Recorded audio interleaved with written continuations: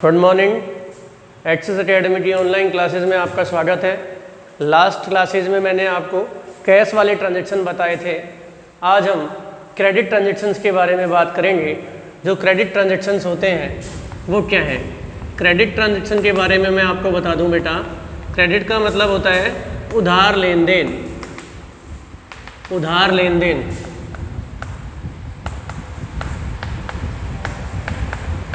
उधार लेन देन क्या है उधार लेन देन, इसके बारे में एक मैं स्पेशल नोट आपको लिखवाने जा रहा हूँ, वो आप ज़रूर लिखें। क्या है वो स्पेशल नोट मैं आपको बता दूँ। पहले मैं हिंदी में लिख रहा हूँ, फिर इंग्लिश में एज पर कन्वीनियंट आप नोट कर लेंगे। स्पेशल नोट,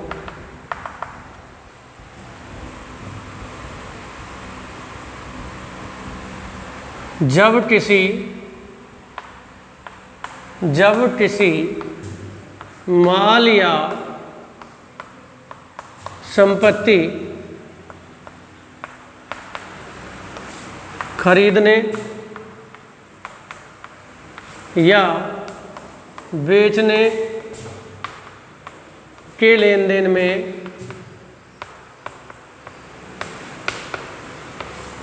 जब किसी माल या संपत्ति खरीदने या बेचने के लेन देन में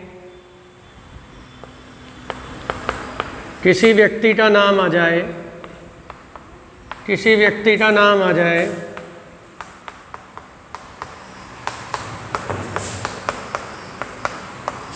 तो ऐसे लेन देन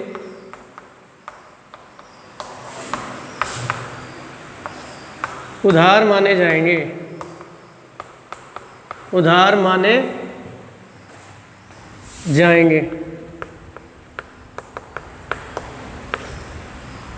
ऐसी स्थिति में जब किसी माल या संपत्ति खरीदने या बेचने के लेन देन में किसी व्यक्ति, फर्म, संस्था, व्यक्ति, फर्म, जरूरी नहीं है, व्यक्ति, फर्म और संस्था का नाम आ जाए, व्यक्ति, फर्म, संस्था का नाम आ जाए, तो ऐसे लेन देन उधार माने जाएंगे। ऐसी स्थिति में कैश अकाउंट को डीआर या सीआर न करके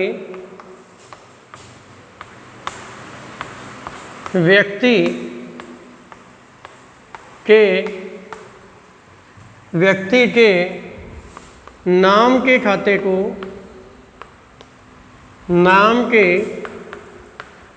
को डीआर या सीआर किया जाएगा। कहने का मतलब है, देखिए हमने राम को नगद माल बेचा, sold goods to Ram in cash. Entry बनाओगे cash account D R to sales. मैंने डायरेक्ट एंट्री बता रहा हूँ आपको, क्यों कैश हमारे पास कम सी है और गुड्स गोज आउट है, तो cash account D R to sales account बन जाएगी एंट्री। लेकिन यदि आपने राम को उधार माल बेचा है तो हमें राम का नाम ध्यान रखने की आवश्यकता होगी या नहीं होगी? हमें ध्यान रखना पड़ेगा राम का नाम। हमें राम का नाम ध्यान रखना पड़ेगा। क्यों? क्योंकि भविष्य में उससे पैसे लेने हैं। तो बस ये नोट हमारा यही कहता है, जब किसी माल या संपत्ति खरीदने या बेचने के लेन देन में किसी व्यक्ति, फर्म, संस्था का नाम आ जाए तो ऐसे लेन देन को उधार माने जाए। ऐसे लेन देन उधार माने जाएंगे। और आपको पता है, जब हम कोई उधार माल खरीदते हैं या उधार माल बेचते हैं, जब उधार माल खरीदते हैं या उधार माल बेचते हैं, ना तो पैसा लिया जाता है और ना पैसा दिया जाता है। तो ऐसी स्थिति में कैश अकाउंट को डीआर या सीआर न करके, अभी तक के लेन देनों में आप कैश अकाउंट को डीआर और सीआर कर रहे थे, न करके व्यक्ति के नाम के खाते को डीआर या सीआर किया जाएगा। व्यक्ति के नाम के खाते को डीआर या सीआर किया जाएगा। समझ में आ रही है मेरी बात? अर्थात यदि इंग्लिश में आप इसको बनाएं तो बनेगा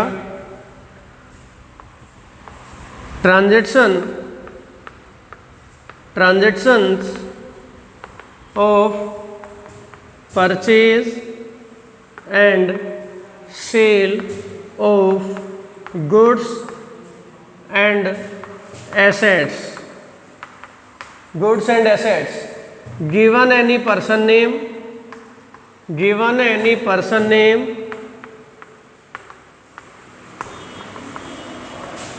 in this situation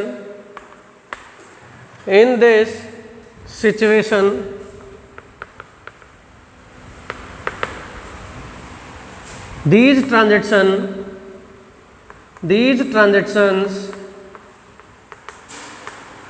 will be treated as credit transaction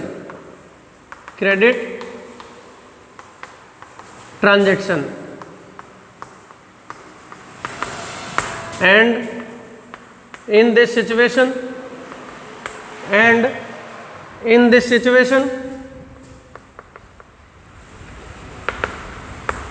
cash account will not done DR or CR in place of person's name will be done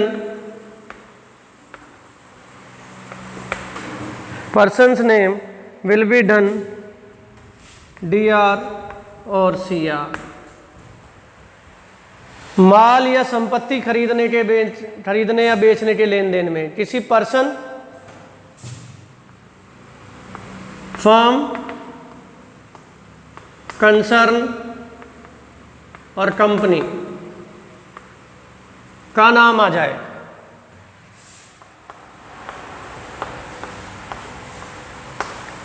company का नाम आ जाए, तो ऐसी स्थिति में ऐसे लेन देन उधार माने जाएंगे। कैसे माने जाएंगे?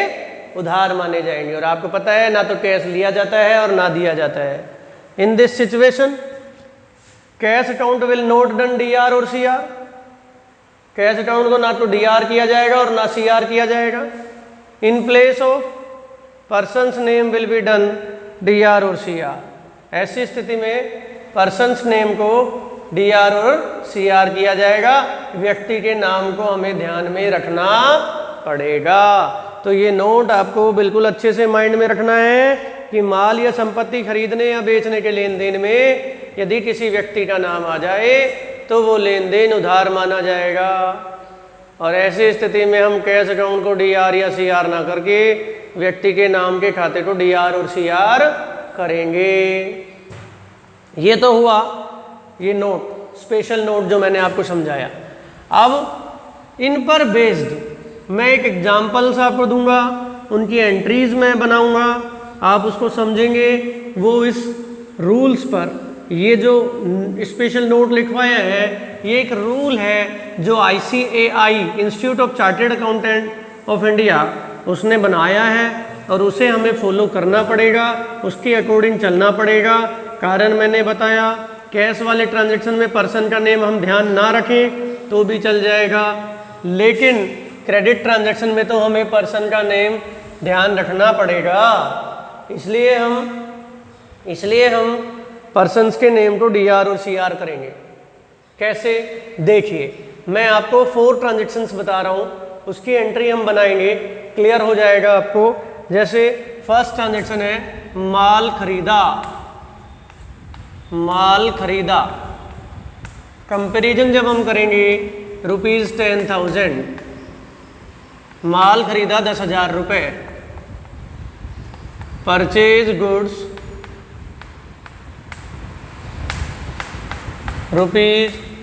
₹10,000, माल खरीदा 10,000 रुपये।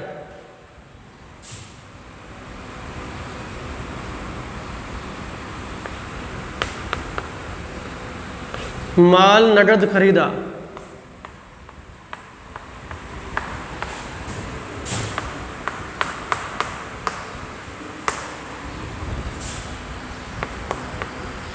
Purchase goods in cash ₹10,000।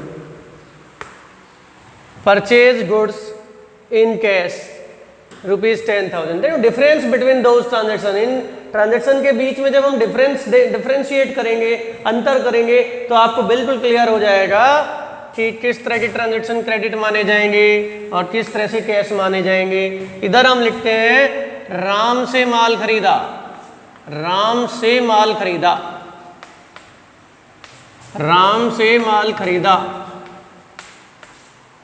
10,000। Purchase goods, purchase goods from Ram ₹10,000। और नेक्स्ट है राम से नगद माल खरीदा। अभी मैंने एसेट का नहीं बताया, केवल गुड्स के बारे में बात कर रहा हूं मैं। राम से नगद माल खरीदा ₹10,000। Purchase goods, purchase goods from Ram in cash ₹10,000। ध्यान दीजिए, 4 ट्रांजेक्शन्स हैं आपके सामने, 4 ट्रांजेक्शन्स हैं आपके सामने। इससे बिल्कुल आपको क्लियर हो जाएगा किस तरह के ट्रांजेक्शन उधार माने जाएंगे, पहचान कैसे होगी, पता कैसे लगेगा हमें। इस तरह से आपको बिल्कुल क्लियर हो जाएगा। देखिए कैसे, यहाँ है ट्रांजेक्शन माल खरीदा ₹10,000, परचेज गुड्स ₹10,000। और मैंने आपको बताया जब किसी भी ट्रांजेक्शन में ये क्लियर नहीं होता, ये लिखा हुआ नहीं होता कि वो कैश में है या क्रेडिट में, तो ऐसी स्थिति में हम उसे कैश में मानते हैं। कैसे मानते हैं उसको? कैश में मानते हैं। तो यहाँ इस ट्रांजेक्शन के बारे में कुछ नहीं लिखा हुआ, तो हम इसको कैश में मानेंगे। कैसे मानेंगे हम इसको? कैश में मानेंगे। तो हम इसमें 2 अकाउंट ओपन करेंगे बेटा, एक तो परचेज का और एक ₹10,000 का, 2 अकाउंट ओपन करेंगे। यस या नो? आप यस बोल रहे होगे। तो इसमें 2 अकाउंट ओपन करेंगे, एक तो परचेज का, गुड्स परचेज करते हैं जब, और दूसरा ₹10,000 को हम कैश बोलेंगे। दोनों ही रियल में है, पिछले 2 दिनों से हम कर रहे हैं कंटिन्यू, दोनों ही रियल में है। ये गुड्स है, ये एसेट है। गुड्स और एसेट दोनों ही रियल में आते हैं, इसलिए इन दोनों को हम किस में डाल देंगे? रियल में डाल देंगे। और रियल का रूल है debit what comes in business and credit what goes out from business. जो बिजनेस में आ रहा है उसे DR करो और जो बिजनेस से जा रहा है उसे CR करो। जब हम गुड्स परचेज करेंगे तो माल हमारे बिजनेस में आएगा और कैश हमारे बिजनेस से जाएगा, तो परचेज को हम DR करेंगे और कैश को हम CR करेंगे। तो इसलिए एंट्री बन जाएगी purchase account DR to cash account, purchase account DR to cash account 10,000। Narration being purchase goods, ये बन जाएगा फर्स्ट ट्रांजेक्शन। नेक्स्ट में आइए, यहां लिखा हुआ है माल नगद खरीदा ₹10,000, परचेज गुड्स इन कैश ₹10,000। यहां इन कैश बोल ही दिया तो नेचुरल बात है ये कैश में ट्रांजेक्शन माना जाएगा, इन कैश आ गया। तो यहां पर कुछ नहीं बोला तो भी हमने कैश में माना था, क्योंकि मैंने बताया है जब किसी ट्रांजेक्शन में क्लियर नहीं हो, कोई पहचान नहीं हो, तो ऐसी स्थिति में कैश में मानते हैं। यहां पर इन कैश लिखा हुआ है तो भी हम कैश में ही मानेंगे। तो इसमें 2 अकाउंट आ जाएंगे, एक तो परचेज का और एक इन कैश में कैश। ये दोनों किस में आएंगे? वही रियल में आएंगे। अभी ऊपर वाले ट्रांजेक्शन में क्या सेम एंट्री बनेगी? सेम एंट्री बनेगी दोनों की। माल व्यापार में आ रहा है और कैश व्यापार से जा रहा है, गुड्स कम्स इन है और कैश गोज आउट है, तो ये आ रहा है तो डी आर और कैश जा रहा है तो सी आर। अब हम इसकी एंट्री बनाएं, एंट्री वो ही बनेगी purchase account D R to cash account, और ये एंट्री कितने से बन जाएगी 10,000 से। नरेशन इसकी भी वही होगी, being purchase goods in cash, being purchase goods in cash. यहां पर देखिए राम से माल खरीदा, purchase goods from Ram rupees 10,000, Ram से माल खरीदा। इसको समझना है अच्छे से बेटा। मैंने आपको क्या बताया, माल या संपत्ति खरीदने या बेचने के लेन देन में transaction of purchase and sale of goods and asset, तो यहाँ माल खरीदने का लेन देन है या नहीं है हमारे पास, परचेज गुड्स वाला ट्रांजैक्शन है या नहीं है। Given any person name, person का नेम आ गया नहीं आ गया, किसी व्यक्ति का नाम आ गया नहीं आ गया, तो ऐसी स्थिति में ऐसे लेन देन को उधार लेन देन माना जाएगा। These transaction will be treated as credit transaction, तो ये ट्रांजेक्शन क्रेडिट माने जाएंगे नहीं माने जाएंगे। ऐसी स्थिति में मैंने आपको बताया हम कैश अकाउंट को डी आर और सी आर नहीं करेंगे, क्योंकि उधार लेन देनों में, ये उधार लेन देन की पहचान है, ये पहचान है उधार लेन देन की, ये है उधार लेन देन, पहचान है उधार लेन देन।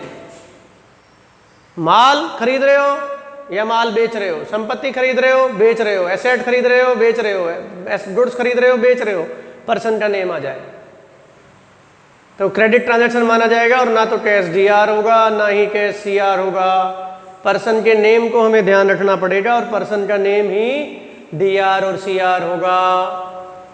तो यहां पर जो दो अकाउंट सेलेक्ट करेंगे बेटा, एक तो राम का अकाउंट सेलेक्ट करेंगे और एक परचेज का अकाउंट सेलेक्ट करेंगे। रुपीज 10,000 का अकाउंट सेलेक्ट नहीं होगा। तो यहां पर हम ध्यान दें, इसमें हम दो अकाउंट ओपन कर देंगे, एक तो परचेज का और एक राम का। एक तो परचेज का अकाउंट आ जाएगा और एक राम का अकाउंट आ जाएगा। परचेज गुड्स से रिलेटेड है तो परचेज किस में आएगा, रियल में।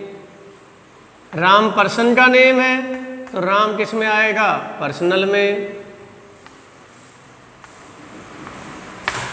परचेज गुड्स से रिलेटेड है तो रियल में आएगा। राम पर्सन का नेम है तो पर्सनल में आएगा। और रियल कहता है debit what comes in business and credit what goes out from business. जो बिजनेस में आ रहा है उसे डी आर करो और जो बिजनेस से जा रहा है उसे सी आर करो। तो माल हमारे पास आ रहा है, डी आर कर दिया हमने। पर्सनल का रूल है debit the receiver credit the giver, पाने वाले को डी आर और देने वाले को सी आर, पाने वाले व्यक्ति को डी आर और देने वाले व्यक्ति को सी आर। जब हमने राम से माल खरीदा तो राम देने वाला है, अब देने वाले को क्या करेंगे हम, सी आर। और इसको किससे रिप्रेजेंट करते हैं, 2 से। तो क्या एंट्री बनेगी, परचेज अकाउंट डी आर, और सी आर की बजाय क्या आ जाएगा, 2 Ram's account, purchase account D are 2 Ram's account. Narration बन जाएगी being purchase goods, being purchase goods. इस तरह से इसको समझना है आपको। अब यहां देखिए राम से नगद माल खरीदा rupees 10,000, purchase goods from Ram in cash rupees 10,000। अब यहां पर्सन का नेम, माल खरीदने का लेन देन है और साथ में पर्सन का नेम भी है, लेकिन इंपॉर्टेंट थिंग इज दैट नगद शब्द आ गया, इन कैश आ गया। तो जब स्पष्ट लिख ही दिया इन कैश, तो उसके बाद फिर इसका मतलब क्या माना जाएगा, वो ट्रांजैक्शन कैश में ही माना जाएगा और उसमें हम राम का नाम नहीं लेंगे। Difference between those transaction in 2 transactions, इन दोनों में अंतर महसूस करो। यहां पर माल खरीदा है लेकिन इन कैश नहीं लिखा हुआ है, खरीदा है राम से, क्रेडिट माना तो परचेज टू राम की हमने यहाँ, लेकिन ये इन कैश बोल दिया, इसलिए यहां पर परचेज और कैश 2 अकाउंट ओपन करेंगे हम, एक तो परचेज का और एक कैश का। वही दोनों अकाउंट रियल में आएंगे, ये गुड्स रिलेटेड और कैश हमारी assets related. Goods comes in है D R, cash goes out है सी आर। एंट्री हम बना देंगे purchase account D R to cash account, purchase account D R to cash account. Narration हो जाएगी being purchase goods in cash.